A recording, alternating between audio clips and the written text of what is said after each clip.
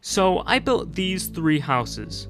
Now they're pretty cool and all, but I want more. In fact, I want an entire town full of unique buildings, each with interiors and practical uses, like various different farms, storage rooms, potion areas, etc. So the first step is to gather all the materials. Even though it's pretty straightforward, there's a lot of blocks I need to gather. The main ones being every single wood type, every single stone type, wheat for packed mud, glass, and sandstone, not to mention the dozens of just random stuff that would take way too long to name them all. After about 4 days of designing the buildings and resource gathering, I'm finally ready to start placing down the blocks. And let me tell you, that took way longer than I thought. So here's like a bunch of resources that I haven't even used. But there's just shulker boxes and chests all over the area. It's crazy how many resources I had to gather. So let me go ahead and walk you through what the actual plans for these houses and buildings are. So this first one is going to be like a tower house. It's going to be like the first thing you really see when you walk into town. And it's going to be a wheat farm. But like all the farms are basically going to be underground, so they're not like super noticeable because I can't really hide them all. This one's going to be a little farmhouse, which is going to hold like stables and then like animal pens over here. And I want to actually start using horses in this world because I've never really used horses, and this area is going to look super cool with like a bunch of paths going all around like the mountains and stuff. So I want to utilize the horses more because no one really uses them that much other than I guess like B-dubs. And I know I just said we're doing the animals in this building, but in this house I've already actually furnished everything in the last episode and built this entire house, but I'm gonna make a basement somewhere and actually add like a sheep farm because there's gonna be like a lot of noises from the sheep anyway, so might as well put it like right next to the actual like horse and sheep and cow area. This bakery I've made is actually gonna be a potion making place because I really have nowhere to put potions. I'm kind of thinking it's like almost like coffee, so they sell cakes and pies and I guess coffee now. But speaking of which, last episode I actually asked for names and Kyle Boulderson recommended the Dirty Dozen, which I really like that. And there's gonna be a lot of buildings that need names, so let me know in the comments for every single one pretty much. Right here is gonna be a flower shop, which is gonna hold all of my leaves because I genuinely like don't have enough space to put leaves, so I might as well make a whole building for it. This building is gonna be an inn, so if I ever have like friends join the world, they can like stay in these rooms. But the actual purpose is going to be a creeper farm. It's not going to be like too crazy or anything. It's going to be like a few stacks an hour. I don't even know. But I just need gunpowder because I am running low on rockets. There's going to be another house right here which is going to hold lava. So there's going to be a lava farm. Nothing too crazy again, just a very small amount. Over here is going to be a bar. So there's like the first story is going to be a normal like you go in, get some drinks, and then the second floor is going to have a bee farm. I've never actually made a bee farm in my life, so that's gonna be interesting. I'm gonna have to follow a tutorial. And finally, over at the end of the town, there's gonna be like a tunnel house. So there's gonna be a tunnel here, and then there's gonna be like 2 separate like buildings. I don't know how to explain it. You're just gonna have to see in the end. But basically, in the basement, there's gonna be a bonemeal farm. Again, nothing insane, but I'm gonna probably find a schematic online because I genuinely have no idea how bone meal farms work. I'm pretty sure it has something to do with moss. And finally, I forgot about this one, but there's gonna be a little shop right here. I haven't actually decided what I'm gonna do with it, but yeah, it's just gonna kind of be here. I'm gonna probably figure that out later. So I'm finally ready to start building. I've got all the materials ready, of course, and all that's left is a time lapse.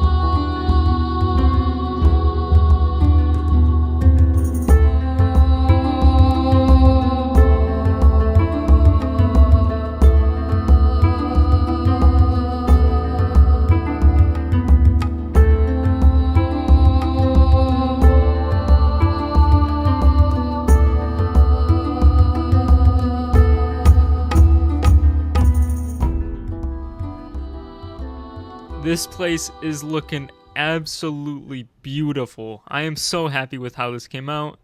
Easily the best build I've ever made. Like, look at these little details just all over the place. I could walk through this little town for hours.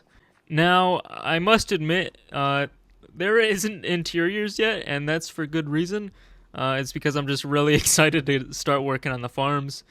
So yeah, I'm kind of just putting off the interiors for later, but I will do them. I will. I started off by getting a Haste 2 beacon down so that I could insta-mine out all the basements for every single building to make space for all of the farms.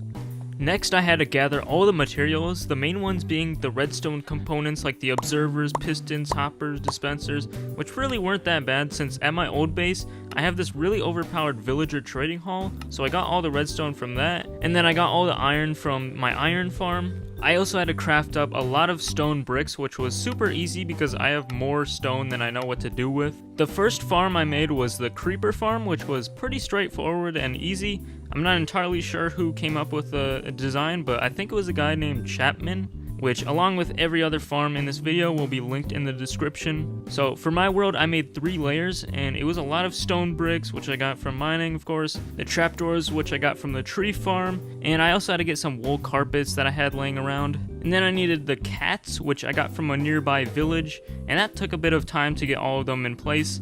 And if you didn't know, they actually scare the creepers, which caused them to jump into the hole, leading to their deaths. And the biggest and most tedious thing about the process was I needed to light up like most of the caves below the farm.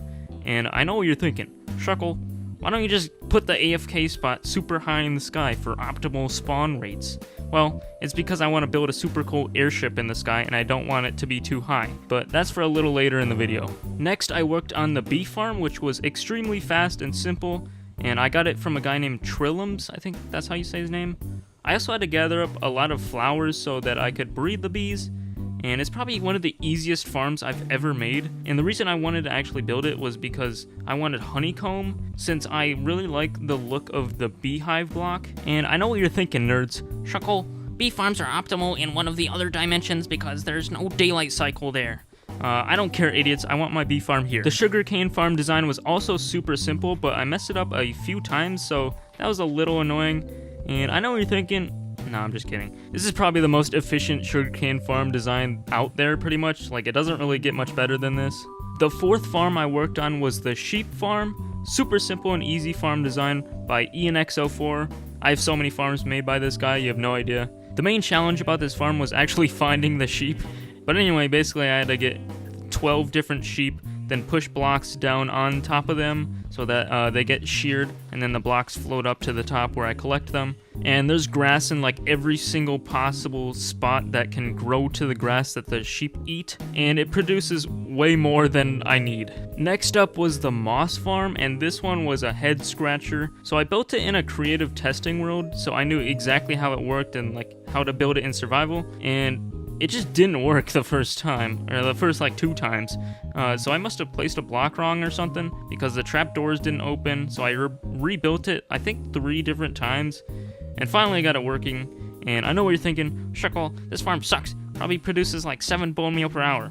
I don't care, nerds, I just want some passive income bone meal. Also, I got this design from a guy named Sebalu622. The lava farm is really as simple as it gets. Literally just 7 lava sources with pointed dripstone going into cauldrons. I only really use lava for like smelting and stuff, so I don't really need more than this. And if I do, I can just expand it super easily. And the final farm of the video is a wheat farm so that I could get packed mud. I got it from a guy named Madzify, and the only annoying part of this was that it takes like so long for the farm to actually like start working, and I think it's because the villager needs to get his inventory full or something, so that when he breaks wheat, he can't pick it up, and then the hopper minecart actually picks it up.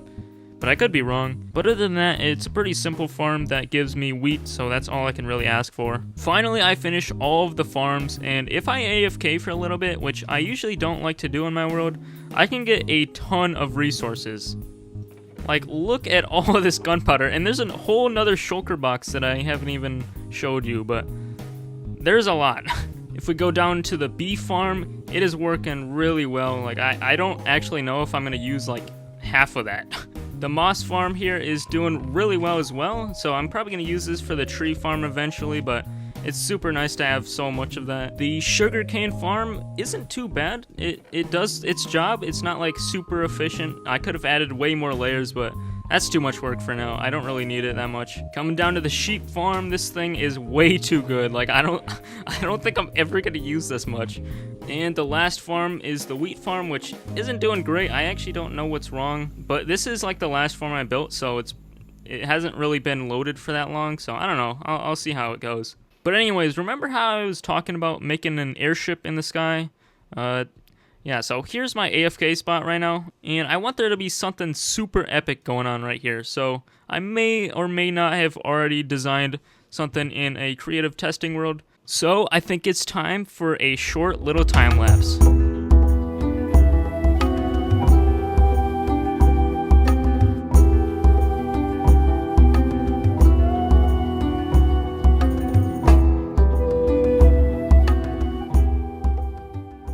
This is looking seriously cool.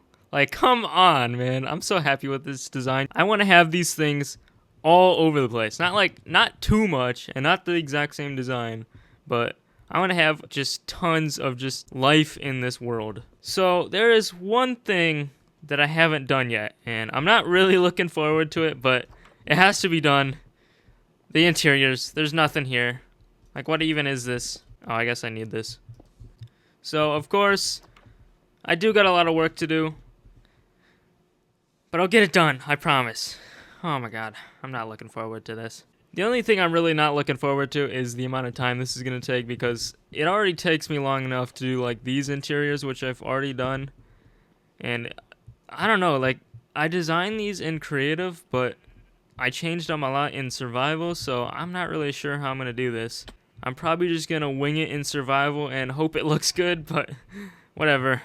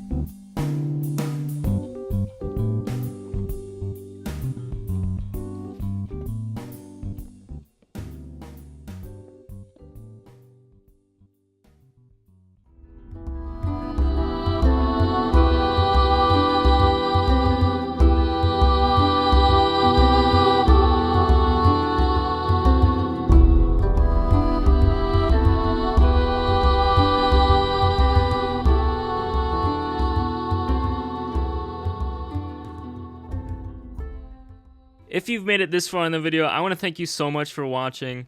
These videos take a little bit of time to make, but I think they're so worth it. I love making these survival videos. If you did enjoy, please consider subscribing and dropping a like because it helps me out a ton. Anyways, thank you so much for watching, and I'll see you in the next one.